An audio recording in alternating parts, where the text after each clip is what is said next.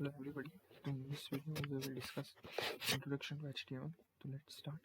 First of all, you have two custom. I will use Visual Code Studio to make you learning about HTML, web development, CSS, JavaScript, and all the software which has all the languages which are required to understand web development. So let's start it. I will use the boilerplate diamond abbreviation of the Visual Code Studio, which is this.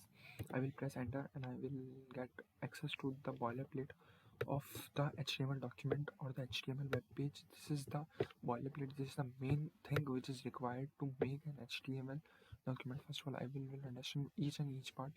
What are they required? This is required to make doc type HTML. Means doc type HTML, it will tell the browser about the version of HTML, which version you are using, and it will tell about the doc type HTML. It is the head tag. Head tag consists of meta tags, title, styling links, or the links which will be used in further classes. Meta tags, it is very important to tell about the browser in which what are the characteristics of this. For example, meta char set UTF-8 will tell about you the character encoding for the page. It will declare about the page character encoding, and it consists character encoding. There are the many like UTF-8, ASCII, UTF-7, UTF-32. You can see further more about the information what are the character encoding.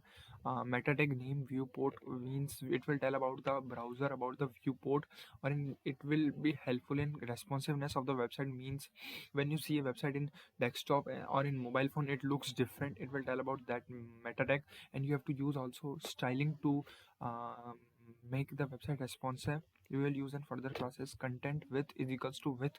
Device width means it will automatically adjust the device, the full page of this the document's full page equals to device width. It will declare it. Initial scale 1.0 means we have to scale up to the document to 1x zoom. Means 1x zoom will be applicable on the document.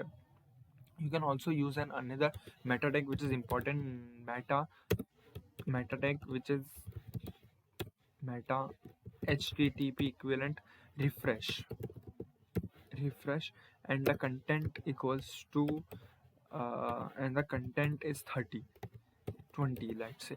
Means you will see that after 20 seconds this page will automatically reload. I will make this number small to make you understand.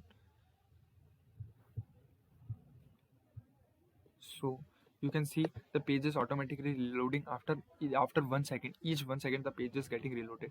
I will make it 10 seconds so that my when I will make changes, it will automatically get shifted to I have also on the live server to make you understand this. I will make it control. I have also opened the web page with live server. Means whenever I will make changes here, it will be automatically get visible on the web page. The title is document. This is important to make you the website, and the bar which is showing the title, it is consist of here. I will make it introduction to HTML. Introduction to HTML. This is important because when I bookmark this page when I will see the history of any web page, the title usually gets shown up there. So title will consist about the grips of the the website which will consist of. This is the head tag. Head tag also includes about the links to the various CSS files, JavaScript, links to the web icons or Bootstrap or many things. The jQuery we will understand in the further section. So all the links, meta tag, and title will be consistent head. This you have to clear. The body will consist of the main content of the document. The content which will get displayed on the web page will consist of the body tag. The content which is going to be visible on this web page. HTML, each tag has every tag, almost 90 to 95% tags have an opening class and a closing tag. This is important. There are some tags which are not have any closing tag, like line break tag, BR tag, horizontal line tag, or there are the many tags which have not closing tag. Closing tag means, for example, body has an opening tag and the body has an closing tag also. Closing tag will be given by the black slash. So there is an opening tag and there is a closing tag. So this is important to understand. Now let's understand. We will now use some HTML to make this website attractive. So let's understand. First of all, I will tell you about what are comments. First of all, let's understand comments. Comments are what things which are not readable by the browser. For example, if I write comment, the browser will understand it what I have written, so that when I will make changes, the live server automatically make changes. I have not included refresh. I have not included refresh, and also the website is refreshing. So this is the use of live server. So comments which are the browser which will not understand, the ID will not understand. We have to not run this in the browser. So how to implement the use control plus use control plus slash backslash, which will use to make an comment. So think when I will press control plus backslash, the comment runs, the comment the this line gets commented, and the browser will not run this, because this will be used to increase the readability or making the code easier to understand.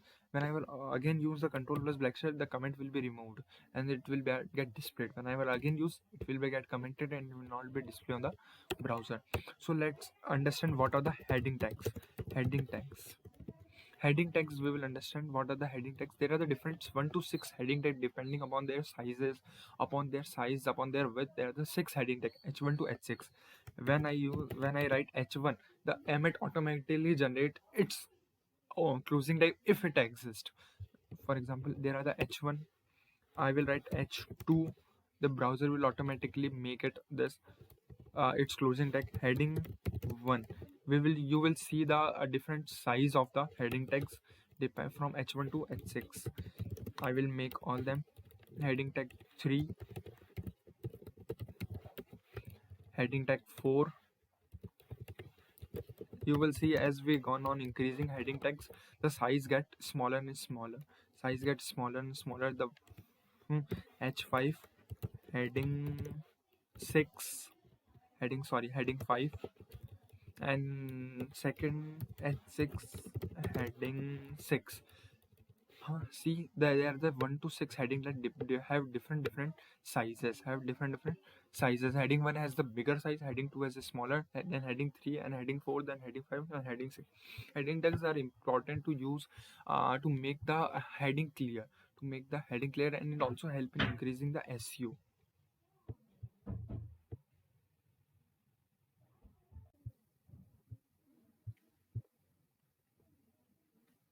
So heading tags have different sizes to make the website very good. It will help in the search engine optimization. The website will be ranked on the basis of the heading tag. More and more heading. It means that you have to not use more and more heading tag. It will also make your website looks bad. You have to use font size in the CSS. We will look and understand better. As your page goes from top to bottom, your heading sizes from H1 to H6, it will go on. So now let's understand paragraph tags. What are the paragraph tags?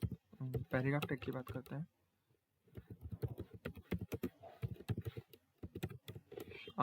Comment कर देते हैं. Comment lorem. जब भी lorem के आगे कुछ भी number लिखते हैं, तो वो उतने नंबर का अपन को उतने ही वर्ड्स का अपन को एक डमी टेक्स्ट देते थे. जैसे मैंने लॉरम, इसके आगे मैं 10 लिखता हूँ, तो मुझे 10 वर्ड्स का मुझे एक डमी टेक्स्ट दे दिया. मैं लॉरम 100 लिखता हूँ, तो मुझे लॉरम 100 का मतलब 100 वर्ड्स का एक डमी टेक्स्ट दे दिया उसने. When I will press enter, it will be get displayed on the browser. So LZ करने से मेरे क्या होगा, फॉर्मेटिंग हो जाएगी. ये मेरे उस विंडो की साइज के अंदर मेरा पूरा आ जाएगा. तो लॉरम 100 का मुझे एक डमी टेक्स्ट मिल गया. तो पैराग्राफ टैग क्या करता है, मुझे पैराग्राफ जनरेट करने में हेल्प करता है. अगर मैं पैराग्राफ कुछ भी लिखूंगा, जैसे मेरे को किसी ने बोला कि अपने बारे में कुछ, अपने यूट्यूब चैनल, अपने इनके बारे में कुछ लिखो, तो मैं उसके अंदर उसकी डिटेल्स लिखूंगा और वो मेरा ब्राउजर के अंदर डिस्प्ले हो जाएगा. तो पैराग्राफ टैग जनरेट करने में हेल्प होता है. Paragraph tag. इसका एक ओपनिंग टैग होता है और इसका क्लोजिंग है. इसका ओपनिंग ये रहा और इसका क्लोजिंग ये रहा. हाँ, उसके अंदर अपन टेक्स्ट लिखते हैं जो अपन को पैराग्राफ के अंदर जनरेट करना है. पैराग्राफ टैग ऑटोमेटिकली मुझे एक इस एक एंटर दे देता है। जब भी मैं एक और पैराग्राफ बनाऊंगा उसके नीचे, तो जब भी मैं उसके नीचे एक और पैराग्राफ बनाता हूँ लॉरेम 200 का, तो आप देखोगे कि इन दोनों, ये जो दोनों है पैराग्राफ्स, जो मैंने दो पैराग्राफ्स बनाए, इनके बीच में एक एंटर पहले से डल रहा हुआ है, तो मुझे एक एंटर डालने की जरूरत नहीं पड़ेगी। ठीक है, तो ये पैराग्राफ टैग होता है। वैसे ही सेम हेडिंग टैग के अंदर होता है। हेडिंग टैग ऑटोमेटिकली एक मुझे एंटर करके दे देता है। ऐसा नहीं होता कि हेडिंग 1 यहाँ है और हेडिंग 2 भी यहाँ आई है। ये सब कर सकते हैं with the help of CSS, लेकिन विदाउट CSS ऐसा नहीं होता है। हेडिंग टैग्स अपने ऑटोमेटिकली मुझे एक वाइट स्पेस देता है, एक एंटर दे अपने ऑटोमेटिकली देगा मुझे। ओके, तो ये पैराग्राफ टैग होगा। तो H1 टैग, H1 से लेकर H6 तक मैं जनरेट कर सकता हूँ मेरे हेडिंग्स। और पैराग्राफ टैग के बारे में अपन ने पढ़ लिया। पैराग्राफ लॉरम और लॉरम डमी टेक्स्ट बनाने का क्या तरीका, लॉरम क्या गया वो नंबर लिख दो, उतने ही वर्ड्स का एक डमी टेक्स्ट बन जाएगा। तो ये आज के इस वीडियो के अंदर हमने सीखा है कि क्या क्या पैराग्राफ टेक्स्ट होते हैं, क्या हेडिंग टेक्स्ट होते हैं, क्या टाइटल होता है, टाइटल ये जो डिस्प्ले हो रहा है, मेटा टेक्स्ट क्या होते हैं, डॉक टाइप HTML क्यों लिखते हैं, बॉडी टैग के अंदर क्या होता है, कमेंट्स कैसे बनाते हैं।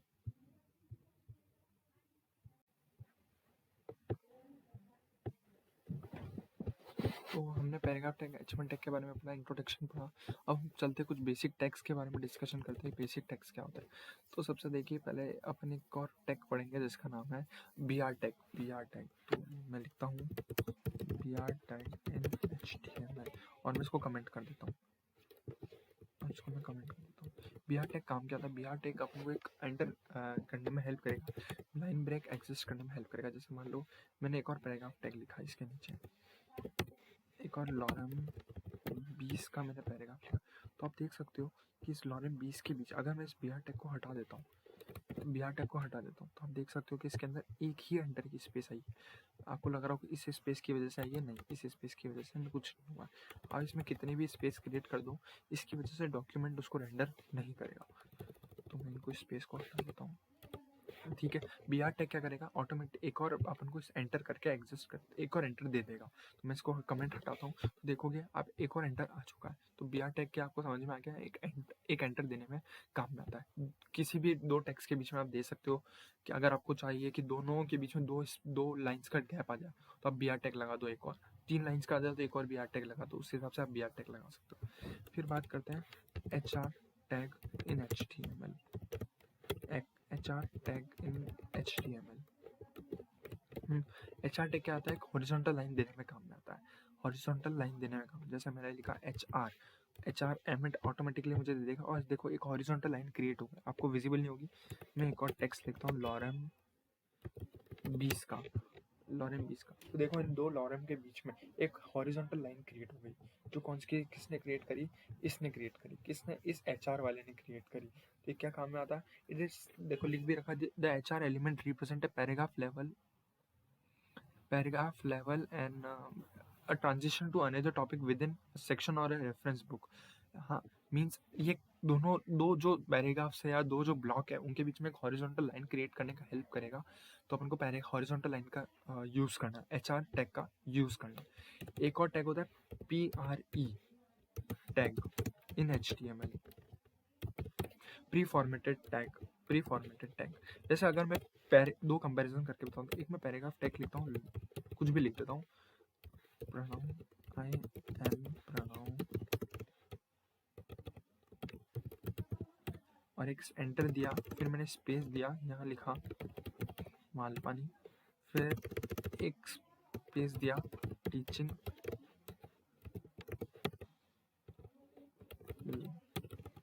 HTML course. हाँ, ये मैंने लिखा। अब देखो इसको पैराग्राफ टैग कैसे रेंडर करेगा, इसको पैराग्राफ टैग रेंडर करेगा कि ये सारे आपके हिसाब से आपको लगेगा कि ऐसा कैसा डिस्प्ले हो जाएगा, आई एम प्रोनाउन, फिर एक एंटर आएगा, स्पेस आएगा मालपानी, फिर और एंटर आएगा, फिर स्पेस आएगा HTML कोर्स। पर ऐसा नहीं होगा, ये सबको एक ही लाइन के अंदर रेंडर कर देगा। मतलब ये सारे के सारे सबसे पहले तो स्पेस हटा देगा, एंटर हटा देगा, वाइट स्पेसेस हटा देगा, वाइट एंटर हटा देगा। लेकिन मैं चाहता हूँ कि मुझे अगर ऐसा का ऐसा चाहिए, मुझे अगर ऐसा का ऐसा डिस्प्ले चाहिए, तो मैं क्या यूज़ करूँगा, मैं यूज़ करूँगा प्री यूज़ करूँगा। प्री क्या करता है, ये प्री फॉर्मेटेड टेक्स्ट होता है जो स्ट्रक्चर ऐसा का ऐसा ही बना के देता है जैसा आपने उसके अंदर बताया है। जैसे मैं इसको कॉपी करता हूँ और मैं एज इट इज़ इसको पेस्ट कर देता हूँ इसके अंदर, तो देखना क्या होता है। तो देखिए अब एज इट इज़ वैसा का वैसा जैसा मैंने इसके अंदर डिस्प्ले किया वैसा का वैसा आ गया। हाँ, वैसा का वैसा आ गया इसके अंदर। ठीक है, वो प्री के आगे 2 वाइट स्पेसेस है ना, इसलिए वो भी डिस्प्ले हो रही है। अगर मैं इसको रिमूव कर दूँ और मैं इसको यहाँ लेके आ जाऊँ, ठीक है, तो ये प्री का काम होता है। प्री क्या करता है कि प्री फॉर्मेटेड टेक्स्ट होता है वैसा का वैसा ही डिस्प्ले कर देता है जैसा मैंने स्ट्रक्चर में डिफाइन किया। लेकिन प्री टैग क्या करेगा, पैराग्राफ टैग करेगा, वो सारे एंट्रीज एंटर्स और वाइट स्पेसेस है उसको रिमूव कर देगा और फिर डिस्प्ले करेगा। अब मैं अगर इसके अंदर एक और एंटर दे दूँ तो देखो कुछ फ़र्क नहीं पड़ता, लेकिन इसमें एंटर देने से फ़र्क पड़ेगा। वो देखो नीचे डिस्प्ले। तो ये होता है प्री का काम और ये होता है पैराग्राफ टैग। ठीक है,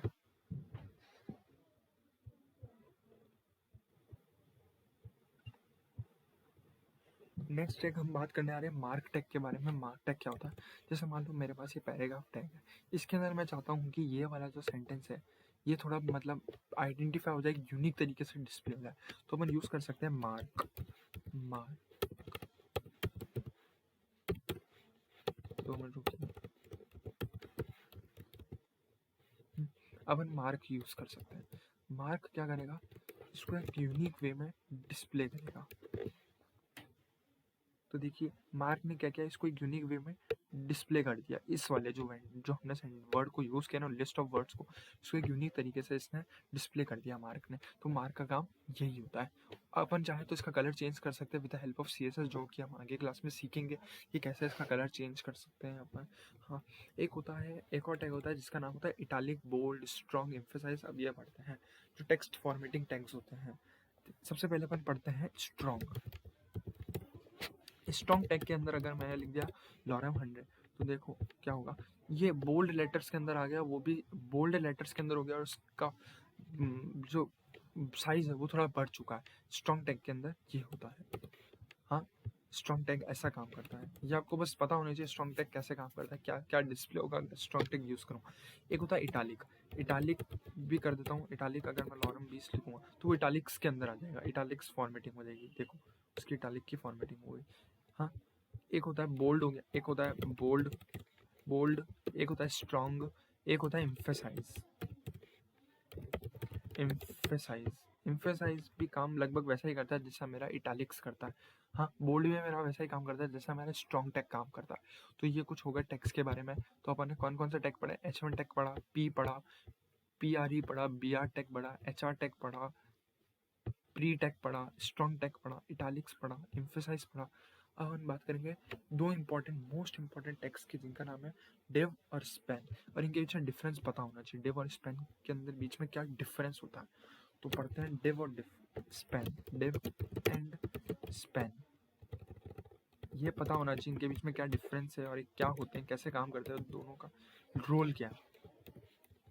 जैसे मैंने लिखा डिव के अंदर आई एम अ डिव और मैंने ये कॉपी करता गया।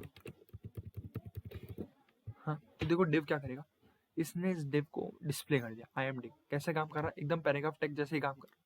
आई am a div, I am a div, I am a div, I am a div. इसने कितनी बार, जितनी बार मैंने डिव टैग लगा उतनी बार उसने डिस्प्ले कर दिया। अब यही चीज़ मैं सेम स्पेन में लिखता हूँ, आई एम अ स्पेन, और मैं इसको कॉपी करता हूँ और इसको मैं पेस्ट करता हूँ मल्टीपल टाइम्स। अब देखो क्या होता है।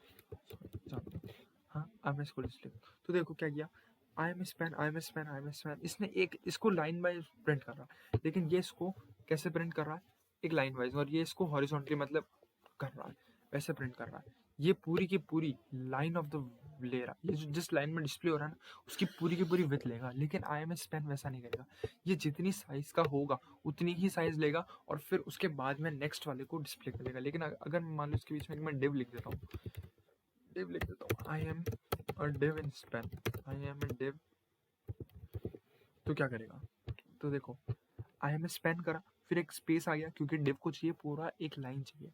डिव को क्या चाहिए, पूरी एक लाइन की विड्थ चाहिए। जितनी ये पूरी लाइन लेगा ना उतनी पूरी लाइन डिव चाहिए, लेकिन स्पैन को उतना नहीं चाहिए। स्पैन की जितनी साइज होगी उतनी ही चाहिए उसको, उसके बाद वाली में नेक्स्ट स्पैन का एलिमेंट आ जाएगा। लेकिन अभी मैंने बीच में एक डिव लिख दिया, दो स्पैन के बीच में एक डिव लिख दिया तो डिव क्या लेगा, पूरी एक लाइन लेगा। तो डिव यहाँ डिव डिस्प्ले नहीं होगा, क्यों? क्योंकि उसको पूरी लाइन चाहिए, तो नेक्स्ट लाइन में चला गया और वो पूरी लाइन ले ली, तो नेक्स्ट स्पैन का एलिमेंट नेक्स्ट लाइन में आया। फिर वही आई एम स्पैन प्रिंट होता रहेगा, क्यों? क्योंकि वो उतनी ही साइज लेगा जितना उसको चाहिए। तो डिव और स्पैन के बीच में यही बहुत मेन डिफरेंस होता है। डिव मेरा एक इनलाइन एलिमेंट, एक ब्लॉक एलिमेंट है, वो पूरी ब्लॉक की साइज लेगा, लेकिन स्पैन एक मेरा इनलाइन एलिमेंट होता है, जितनी उसकी साइज, जितना उसके लिए डिफाइंड है, जितनी उसकी वर्ड लेंथ, उतने हिसाब से ही वो साइज लेगा।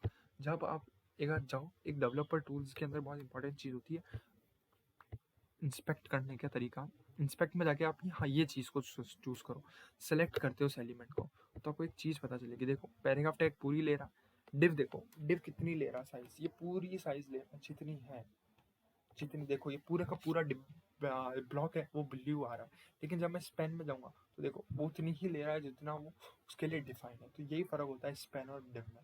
मैं इसके लिए आपको लगेगा आपने कम लिख रखा है, इसलिए मैं स्पेस बना के कुछ और भी लिख देता हूँ, तो वो अब इतनी ही साइज लेगा जितनी के लिए उसकी डिफाइन है। तो देखिए